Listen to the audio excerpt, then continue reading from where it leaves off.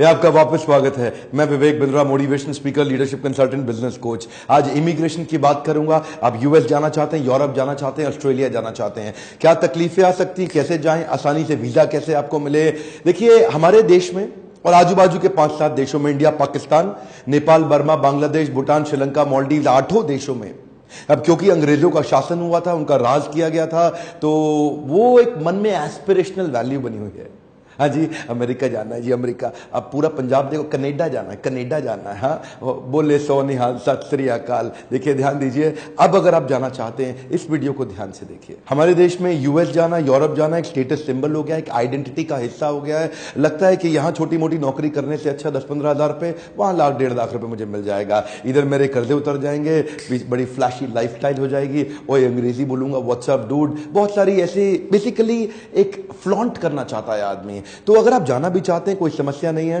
वैसे तो इंडिया में बहुत पोटेंशियल पॉसिबिलिटी है, फिर भी जाना चाहते हैं तो वीडियो पूरा देखिए। इस वीडियो को छोटा सा बैकग्राउंड देना चाहता हूं। 3-4 महीने पहले मेरे लीडरशिप फनल में एक पार्टिसिपेंट आए थे। इनका नाम है दीपक योगेश्वर। इनकी अपनी कंपनी है, इमिग्रेशन एजेंट है ये। इनकी कंपनी का नाम है ब्लू लाइन विश्वास। तो इनके मैंने कई क्वेश्चन सुने। लीडरशिप फनल में पार्टिसिपेंट मुझसे आके क्वेश्चन करते हैं ना, बहुत क्वेश्चन, तो उन्होंने कई क्वेश्चन मुझसे की। वो क्वेश्चन में मुझे बड़ी गहराई दिखाई पड़ी। बाद में मुझसे पर्सनल बिजनेस कंसल्टिंग और कोचिंग के लिए भी आकर के मिले। तो मैंने इनसे चर्चा करके महसूस किया, क्यों ना इस सब्जेक्ट पे केस स्टडी बनाया जाए।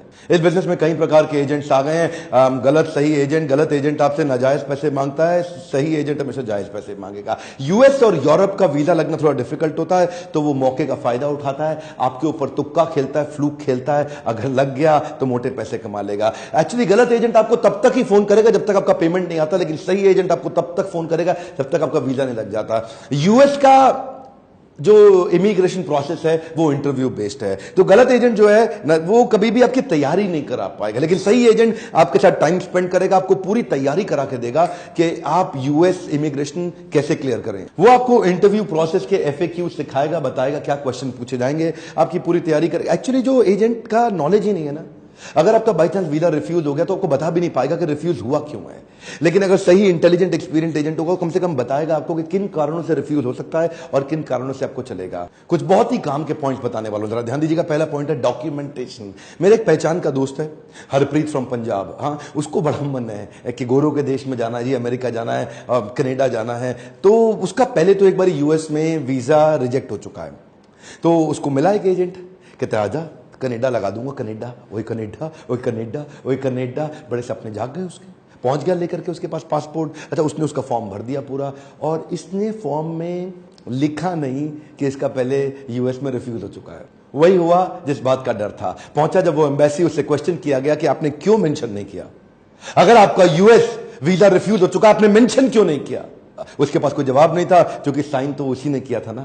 वो थोड़ी कह सकता है कि एजेंट ने करा दिया, एजेंट ने। ऐसे एजेंट्स आपको जिंदगी भर के लिए फंसा देंगे। ध्यान दीजिए, कोई भी पेपर बिना पढ़े कभी भी साइन मत करिए। दूसरा, कोई भी गलत इंफॉर्मेशन पे साइन मत करिए। तीसरा, चेक करिए कि क्या उसके पास एक्सपीरियंस, नॉलेज, इंफॉर्मेशन है। चेक करिए क्या उसको ठीक से इंग्लिश पढ़नी आती भी है कि नहीं आती है। और ध्यान दीजिए, ब्लैंक फॉर्म साइन मत करिए, और हर साइन किए हुए पेपर की कॉपी अपने पास मंगा के रखिए। डॉक्यूमेंट जरा देख लीजिए, business proof, property papers, applicant banking, current passport और ओल्ड पासपोर्ट, फोटोग्राफ, वीजा फी रिसीट। मेरा सेकंड पॉइंट है services offered eight inflated price. US और यूरोप के कई बार नाजायज पैसे मांगे जाते हैं। इसमें क्या है ना, 2 प्रकार की फीस होती है। एक होती है एम्बेसी फी और एक होती है प्रोसेसिंग फी। जो एम्बेसी फी है वो तो उस देश की एम्बेसी के पास अपने आप सुरक्षित रूप से चले जाएगी, और एक होती है प्रोसेसिंग फी जो आपके एजेंट की जेब में जाएगी। अब जितना झोलझाल है वो सारी इस प्रोसेसिंग फीस में है जी।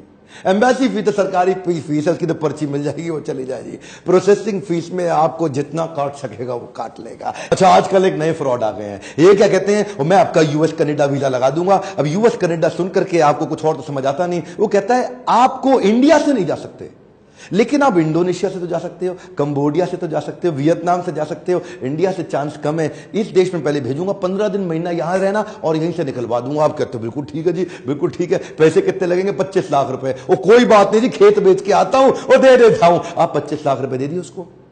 अगर कोई बोल रहा है कंबोडिया से, इंडोनेशिया से या वियतनाम से, पक्का फ्रॉड है। पक्का फ्रॉड है, क्योंकि इमिग्रेशन के प्रोसेस के अगेंस्ट जाकर के आप लंबा जा ही नहीं सकते। आप जाइए, बहुत केस ऐसे आ रहे हैं, रोज अखबारों में आ रहा है। 15 दिन 1 महीने के बाद आपको फोन करता है, हाँ जी बताओ बताओ बताओ बताओ, उसके बाद कहता है बता रहा हूं बता रहा हूं बता रहा हूं बता रहा हूं, 2 महीना 2.5 महीना 3 महीना, आपके पास पैसा खत्म, राशन खत्म, तेल खत्म, सब खत्म। फिर तो आप कहते हो जी वापसी की टिकट, घर वाले को बोलते हो ओए भेज दे, ओए वापस आ रहा हूं। ये जो है ये फ्रॉड है। ये जो कंबोडिया का नाम ले रहा है ना आपसे, Vietnam, Indonesia, total game fraud है ये। पहले तो ना आप अपनी जमीन जायदाद ना बेचो सर, पहले सस्टेनेबिलिटी फिर स्केलेबिलिटी, पहले सर्वाइवेबिलिटी उसके बाद ग्रोथ आती है। और उसके बाद चेक करो कौन सा वीजा एप्लीकेबल है आपके लिए। आप स्कूलिंग वीजा से जा सकते हैं, आप टूरिस्ट वीजा से जा सकते हैं, आप फार्मिंग वीजा से जा सकते हैं, आप कोई स्किल ओरिएंटेशन जॉब के वीजा से जा सकते हैं, वो चेक करो। ये जो स्कूलिंग वीजा है ये मैंने दीपक योगेश्वर के साथ ही देखा, इनकी अपना जो फेसबुक का प्रोफाइल है वहां पे इन्होंने वीडियो भी डाला था इसके विषय में। क्या स्कूलिंग वीजा में ना लगता इसलिए नहीं है, 1-2% चांस भी नहीं है लगने के। ये तो ये बोल रहे थे, दीपक तो कहते हैं कि अगर किसी का लग जाए तो मैं उसको कैश इनाम दूंगा। ਜਿਹੜਾ ਵੀ ਸਕੂਲਿੰਗ ਵੀਜ਼ਾ ਜਿਹਦਾ ਵੀ ਪੰਜਾਬ ਤੋਂ ਲੱਗਿਆ ਪਿਛਲੇ 1 ਮਹੀਨੇ 'ਚ ਉਹਦੇ ਵੱਲੋਂ ਉਸਨੂੰ मैं 2100 रुपए सगन देना चाहना है।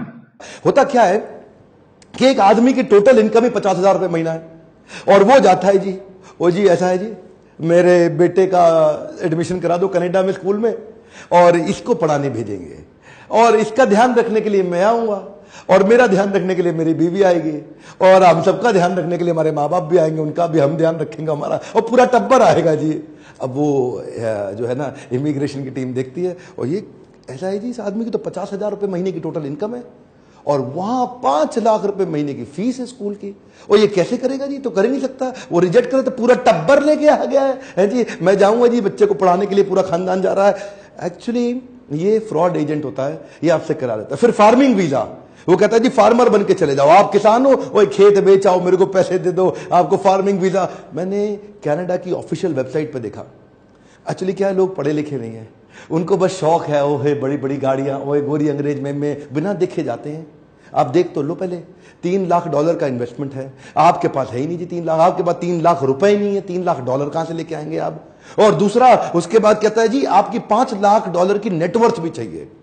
ये 2 तो मिनिमम रिक्वायरमेंट नहीं, अगर आप क्वालिफाई नहीं कर रहे, वेबसाइट के अब जो उनके जो नॉर्म्स हैं वो पूरे ही नहीं कर रहे, तो क्यों अप्लाई कर रहे हैं। अच्छा, अगला है वर्क परमिट का वीजा। ये जो वर्क परमिट का वीजा है इसमें भी कई सारी चीजें। पहला तो जो आपकी नौकरी लगवा रहा है उसके पास एक रिक्विजिट रिक्वायर्ड सरकारी लाइसेंस होता है, वो है या नहीं है, मैं उसके बारे में बताऊंगा। पर लेकिन दूसरा एक नया फ्रॉड आ गया जी।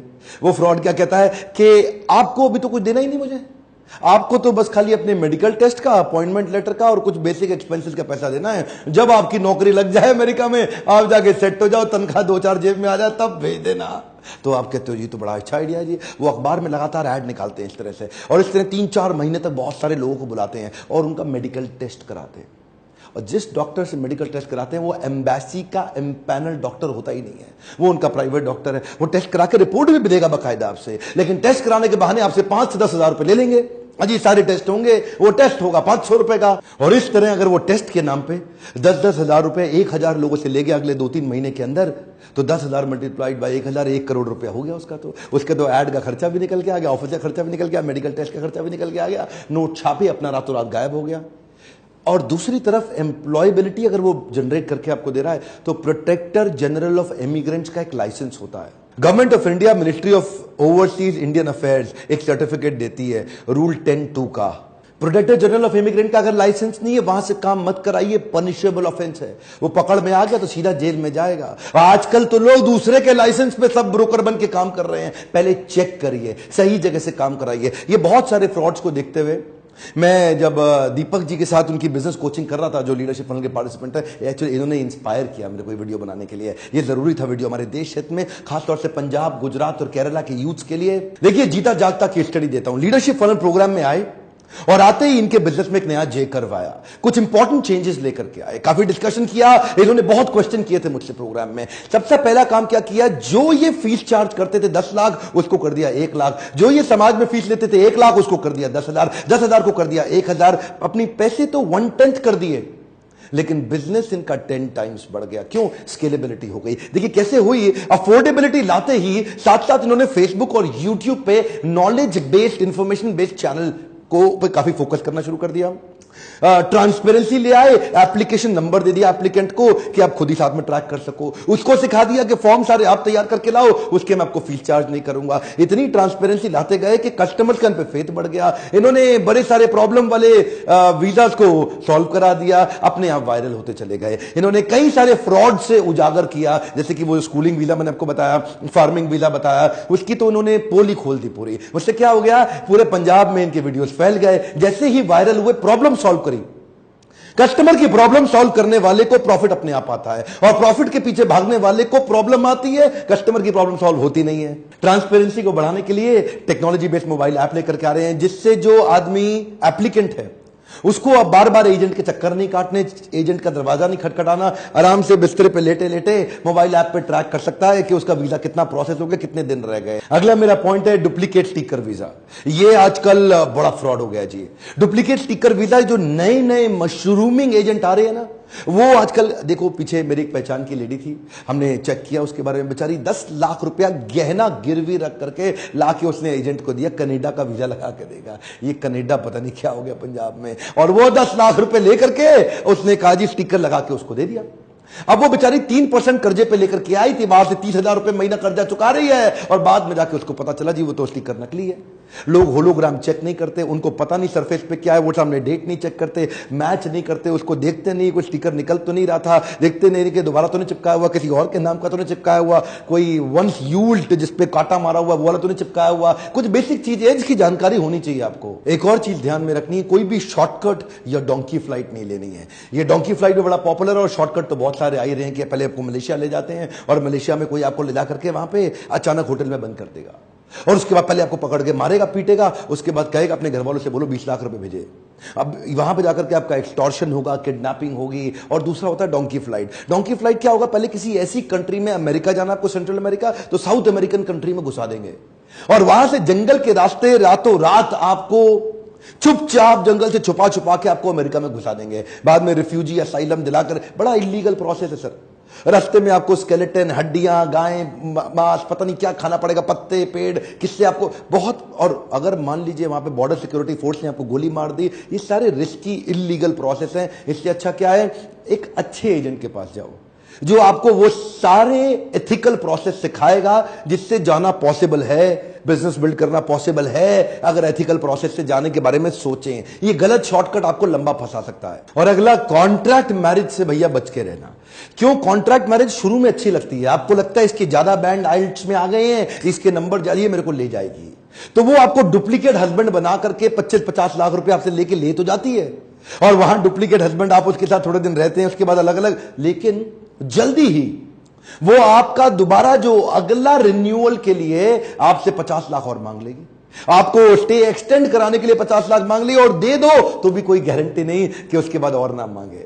और ऐसा कई बार हुआ है, देखा गया है कि लोग 50-50 लाख, 75-75 लाख रुपए फालतू दे देते हैं उसके बाद, और उसके बाद भी वो लड़की सपोर्ट करने को मना कर देती है, और वो सिंह साहब वापस आ गए जी पंजाब में, वो खेती कर रहे हैं, वो कनाडा जाना है। ये मामला इतना सीरियस होता जा रहा है, और ये फ्रॉड जो है कई सैकड़ों हजारों करोड़ की ये फ्रॉड की इंडस्ट्री बन चुकी है। ये मामला पंजाब की विधानसभा के अंदर भी उठा। पंजाब में ये मामला एक एक घर घर यूथ एक विदेश जाना चाहता है। इनफैक्ट मैं धन्यवाद करूंगा दीपक योगेश्वर का, ये इन्होंने मेरे को इंस्पायर किया इस प्रकार की केस स्टडी बना करके हमारे यूथ को अवेयर कराना चाहिए। मैं चाहता हूं ये अवेयरनेस फैले, और मैं इनको इसलिए भी धन्यवाद करूंगा कि इन्होंने मेरी बात मानी और अपने प्रोडक्ट्स को इतना स्केलेबल बनाया, अफोर्डेबल बना के। एक्चुअली मैंने पहले भी एक वीडियो में बताया था, वो डॉक्टर्स वाले वीडियो में भी, कि कमाओ, बहुत कमाओ, पर मजबूरी का फायदा मत उठाओ। आज एजेंट्स मजबूरी का फायदा उठा रहे हैं, लोग अपने खेत मकान सब बेच के आ रहे हैं। मत बेचो भाई साहब, एथिकल तरीके भी हैं, बिना खर्चा किए भी आप जा सकते हो। इस वीडियो को फैला दीजिए पूरे पंजाब में, गुजरात में, और हर उस व्यक्ति को जो विदेश जाने की इच्छा रखता है, ताकि लोग सही एजेंट के पास जा सके जो कि ट्रांसपेरेंसी, ऑनेस्टी, कैरेक्टर पे काम करे, वैल्यूज, मोरालिटी, एथिक्स, प्रिंसिपल्स पे काम करे, और आपको एक सही गाइडेंस, सही डायरेक्शन देके हैंड होल्डिंग से आराम से विदेश लेके जा सके। और अगर आप भी अपने बिजनेस के अंदर एक जे कर्व, एक बड़ा ग्रोथ चाहते हैं, तो आप भी इस नंबर पे फोन करिए, लीडरशिप फलन को आकर के ज्वाइन करिए, अपने काउंसलर को फोन करके चेक करिए कि लीडरशिप फनल में आपका क्या फायदा हो सकता है। और अगर छोटा इवेंट लो कॉस्ट अटेंड करना चाहते हैं तो 4 घंटे का बाउंस बैक सीरीज का उसका नंबर अलग है। सब्सक्राइब आपने कर लिया होगा, आसपास कराइए, बेल आइकॉन हिट नहीं करेंगे तो आपको वीडियो मिलेगा ही नहीं। कमेंट बॉक्स में लिखिए अगला कौन सा वीडियो देखना चाहते हैं, किस विषय में आप चाहते हैं कि मैं अगला वीडियो बनाऊं, और लाइक करिए अगर थोड़ी सी भी मदद होती है। मेरे साथ जुड़े रहने के लिए दिल से प्रेम से फिर से धन्यवाद।